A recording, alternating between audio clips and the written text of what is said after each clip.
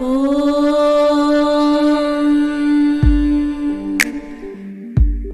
walked off, and he never followed, and I was too weak and too consumed by the dark.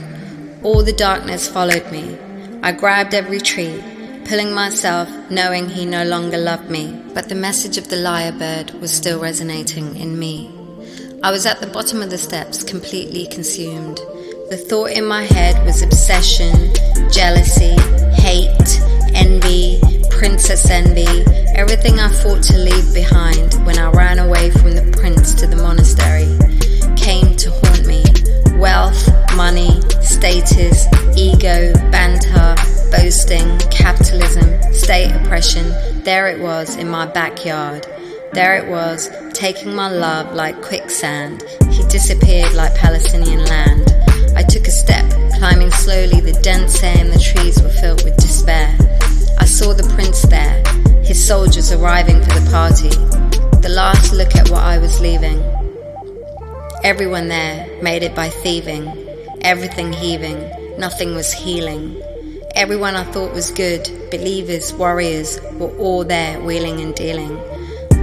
What I saw is what I thought. What I thought is what I saw. I couldn't break the cycle. I needed to exercise the sound nada that shot me. What Cupid was looking for, it's not me.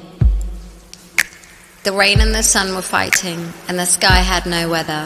The pink moon was hazy, gave a soft light for mood in this nether. My life was going through a transition. I needed to die, to kill the sound of the liar. I had to give love to the dark, and now it had my power. It was all me. I taught them the code to the nada, sound of love, which he sold to be promoted. Now the Canes reversed it to make hate.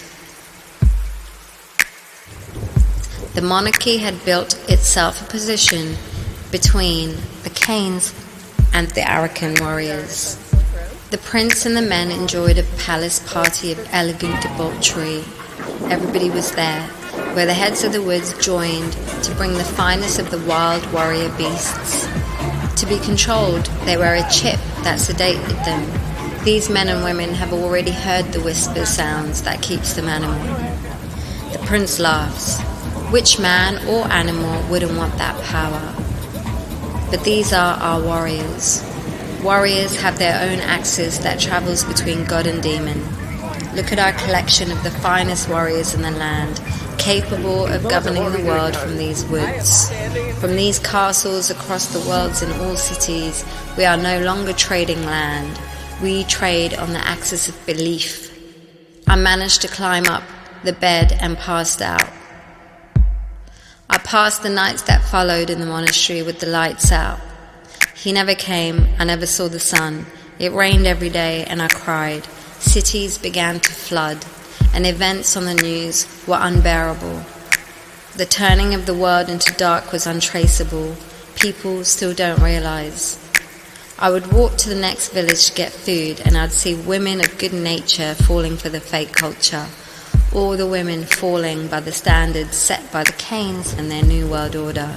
The oppressed became the oppressors. Revolutions began engulfing the country. This time it was all just on devices for which they had paid with careful filmed footage that they had made.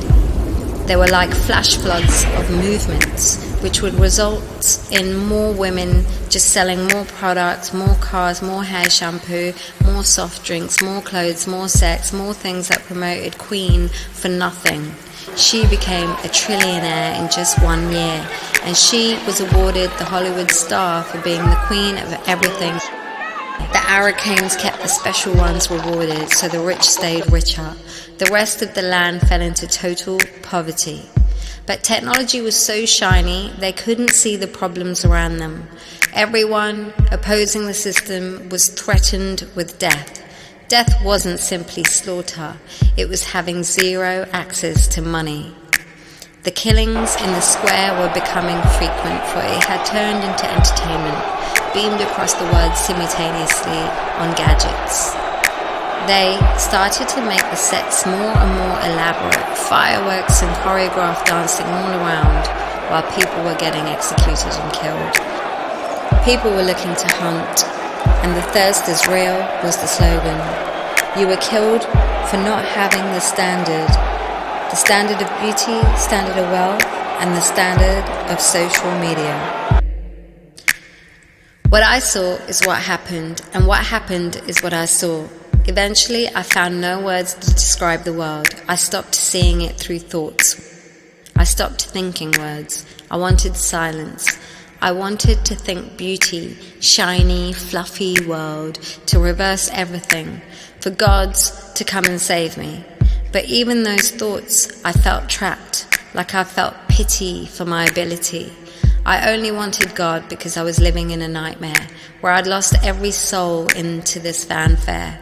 Humans all the same, in one category now. I felt like I was no different. Only in the dark I wanted the light. As I left the monastery, it dawned on me. Silence had fallen on everything around me. I even managed to project silence through the sound waves. Everywhere I went, there was silence. No one spoke to each other. They all stared at their phones. I went to the noisiest club and people were dancing to no sound. They had headphones on. In the street, in the supermarket, in the schools, there was no sound. Perception.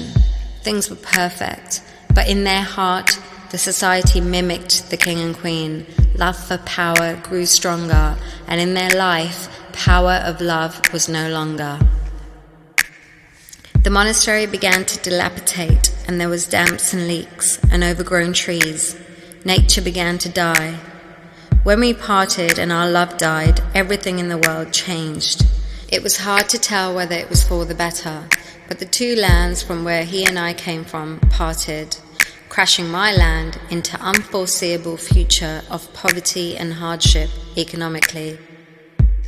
The land and empire and monarchy he had come to trust so much changed at the same time.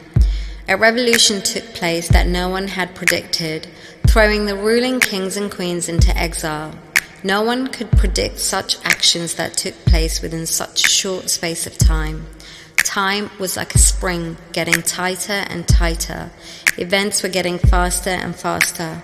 There was no law and order. The sounds ringing was harder and harder to bear.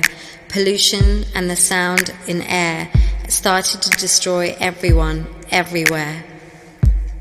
The rains flooded the towns and the monastery was snowed in. I stood in the garden in the center.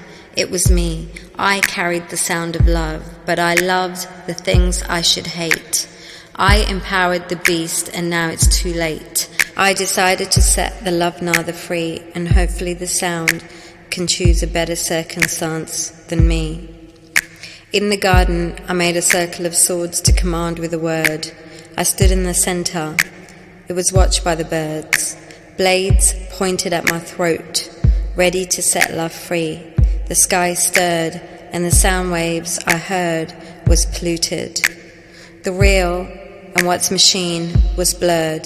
The tones, the sound, slurred. I'll set sound free on the count of 3, and free the sound of love from angels, the perfect tone in the perfect key. As the springs on time tightened, the arcanes and the canes became subdued and were lost, realizing they always needed to tap the sacred to keep their illusion alive. If they had witnessed the sacred, they were already exposed to the vile light of gods, and slowly they realized their dark wasn't dark anymore. When you actively mimic a god, then you become a god. Their powers were slowly infiltrated by the deeds of slow awakening, which rendered them still. No one anticipated the effects of the web, not even the inventors.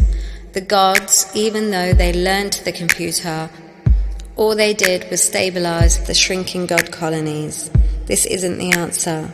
Love cannot die, and they lost the fight, because they didn't find a case study where love could survive.